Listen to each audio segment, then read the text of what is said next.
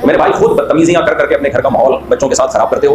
बच्चा जब बदतमीज होता है, कहते पता नहीं बदतमीजी कहाँ से सीख रहा है, ये कहीं से भी नहीं सीख रहा, वो माँ से सीख रहा है, वो डैडी और पापा से बोलो सीख रहा है, कहीं और जाने की उसको जरूरत नहीं। और अगर कहीं और कोई बदतमीज से वास्ता पड़ भी जाए तो इतना सीखता नहीं है, सबसे पहले कहाँ से सीखता है, घर से सीखता है।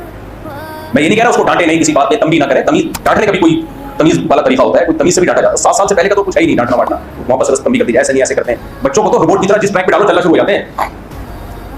आप बच्चे के सामने 5-10 दफा ये कहो ना गाना सुनना गुनाह है, गाना सुनना बुरी बात है, गाना सुनते ही वो अपनी कानों में उंगलियां डाल देगा, हमने नोट किया।